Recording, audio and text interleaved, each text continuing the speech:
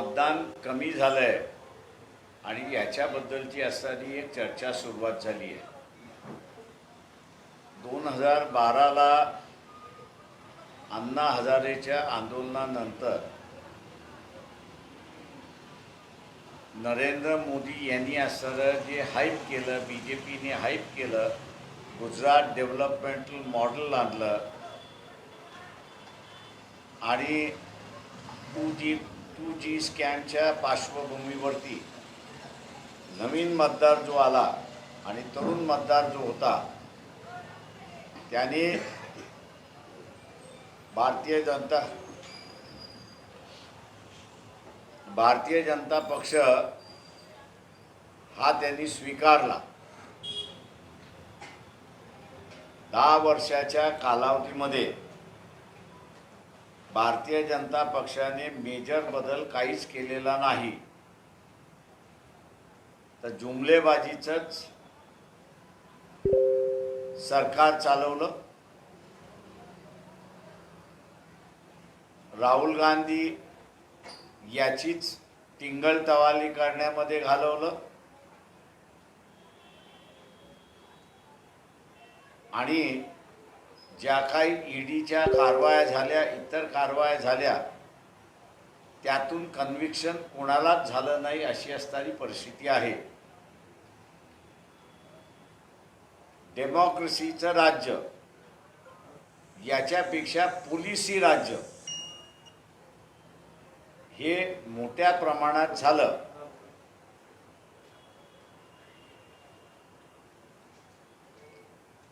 आणि या पोलिसिंगच्या राज्यामुळे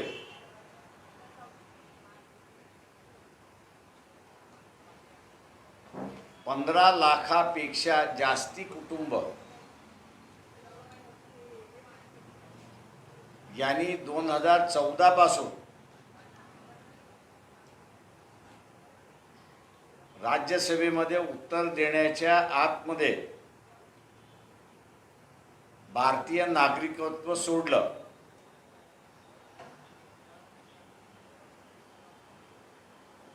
त्यानंतर मंदिराच्या उद्घाटनाच्या वेळेस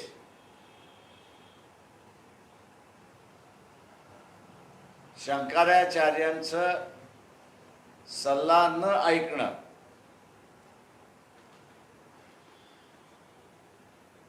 आणि 400 पार यातून संविधान बदलणं, यामुळे हा जो नवीन वर्ग आणि सवर्ण वर्ग जो BJPकडे वळला होता त्याचं पूर्णपणे भ्रमनिराश झाला, डिझोल्यूशन झालं, भ्रमनिराश झाला आणि त्याचं परिणाम असा झाला की मतदानाची टक्केवारी कमी आली अशी परिस्थिती आहे.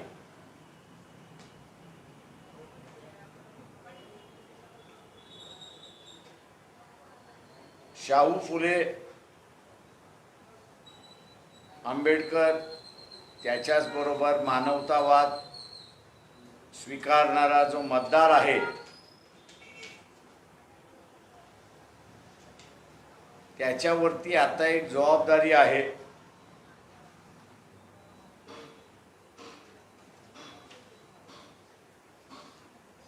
की जे सरकार डेमोक्रेसीच्या नावाखाली, लोकशाहीच्या नावाखाली हुकुमशाह होण्याचा जो प्रयत्न चाललाय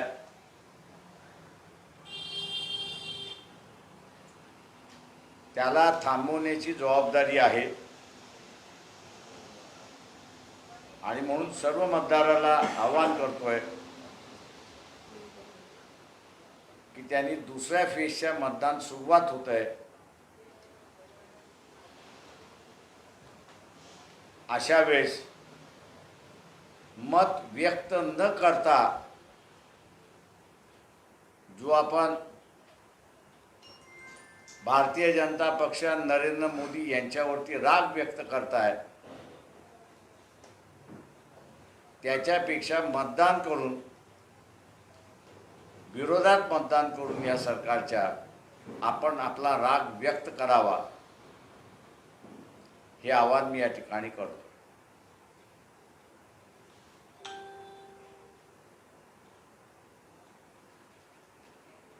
मतदार मोठ्या प्रमाणात मतदान करतील ही मी अपेक्षा या ठिकाणी बाळगतो. बाळासाहेब, काल अमित शहा म्हटले की जोपर्यंत भाजप आहे तोपर्यंत SC, ST, OBC यांचा आरक्षण जाणार नाही किंवा संविधानाला सुद्धा काही लोकांना चोराच्या मनामध्ये चांदणं ज्याला म्हणतात तेच अमित शहाच्या मनामध्ये आहे की संविधान बदलल्यानंतर आरक्षण जाणार. त्याच्यामुळे त्यांनी काय म्हटलं की BJP असेपर्यंत जाणार नाही. तेव्हा संविधान बदलणार ह्याचं त्यांनी पुन्हा गवाही दिली हा त्याच्यातला आहे. त्याच्यामुळे आरक्षणवाद्याने भारतीय जनता पक्षाच्या विरोधात मतदान करावं हे आव्हान आम्ही करतो. त्यांनी म्हटलं आहे की बदलायचं असतं तर आम्ही 10 वर्षात बदललं असतं. त्यांनी असं म्हटलं आहे की बदलायचं असतं तर आमच्याकडे 10 वर्ष सत्ता होती आणि 10 वर्षात बदलली असतं. 10 वर्षामध्ये बदलण्याची त्यांचा अधिकार होत नाही.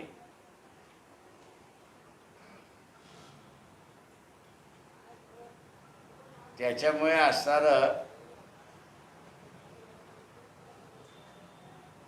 400 पार हा जो होता त्यांचा फिगर तो त्याच दृष्टिकोनातून होता.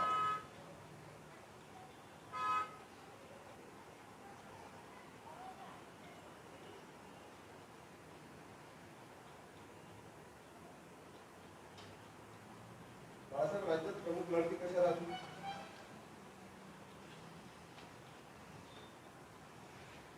आपण काँग्रेसचं बघितलं असेल तर कोणीही प्रचाराला नाही.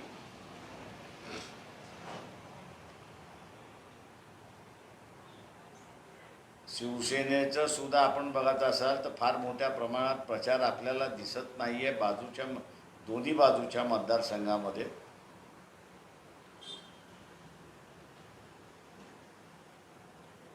जो काय जाहीर प्रचाराच्या ज्या झालेल्या आहेत त्यामध्ये BJP आणि वंचित असंच त्या ठिकाणी चाललेलं आहे. त्याच्यामुळे यावरूनच आपल्याला लक्षात येते की ही असणारी लढाई वंचित आणि एका बाजूला भारतीय जनता पक्ष किंवा एका बाजूला असणारं ओबाटा सेना अशीच परिस्थिती आहे या सेकंड फेजमध्ये. वंचितमुळे काँग्रेसला मतदानाच्या नंतरच आपल्याला कळते की विभाजन होईल की एक गठ्ठा जातात. सध्या त्यांना भीती वाटत आहे का? कारण की ज्याप्रमाणे ते म्हणजे प्रत्येक सभेत पहिला टार्गेट वंचितला करत आहे, नंतर भाजपला करत आहे. प्रत्येकाची स्ट्रॅटेजी असते जिंकण्याची. त्या प्रमाणात त्यांची स्ट्रॅटेजी असेल की वंचितला टार्गेट करा अशी परिस्थिती आहे.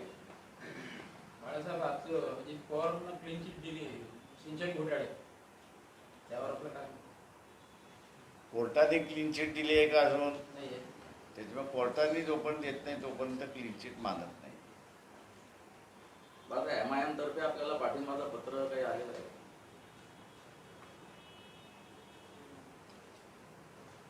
तुम्ही जे ऐकलं ते मी ऐकलं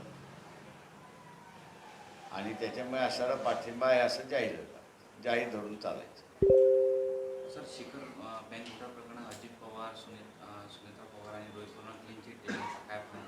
ते मी तेच म्हणालो ना, कोर्टाने थोडी क्लीन चिट दिलेली आहे.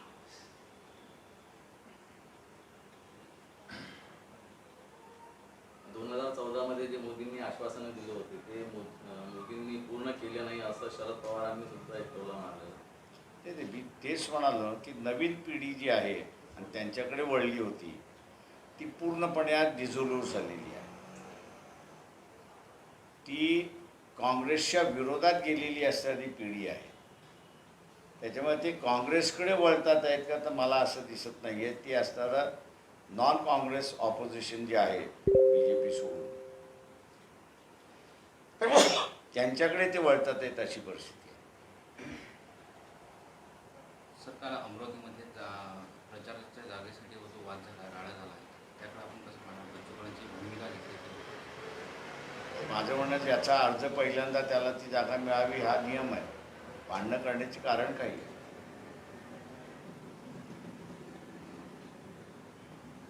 बाळासाहेब, पहिल्या फेजमध्ये जे टक्केवारी कमी झालेली आहे तर त्याचा फटका कोणाला बसेल आणि जिल्हा प्रशासनातर्फे जे स्वीप कार्यक्रमाअंतर्गत टक्केवारी वाढावी म्हणून जो प्रयत्न केले जातात ते पेलीवर आहेत का?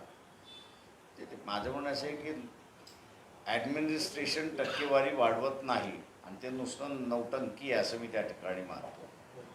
शेवटी पॉलिटिकल पार्टी यांचा जो कार्डर आहे तो आणि तुम्ही मतदाराला किती उत्सुकता करताय मतदान करण्यामध्ये त्याच्यावरती टक्केवारी असते.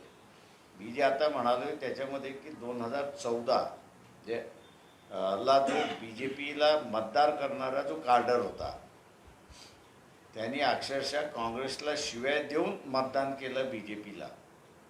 10 वर्षामध्ये तो आता BJPच्या अगेन्स्ट गेलेला आहे आणि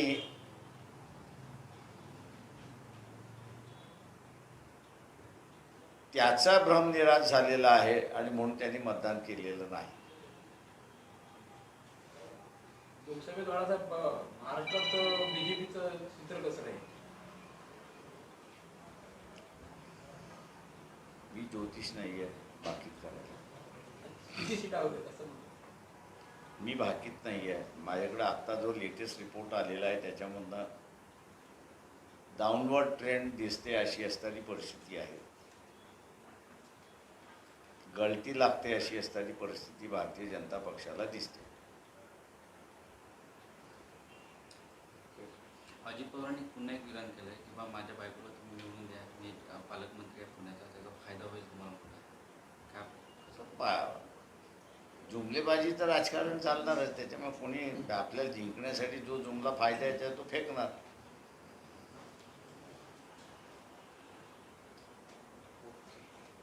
चलो, थँक्यू.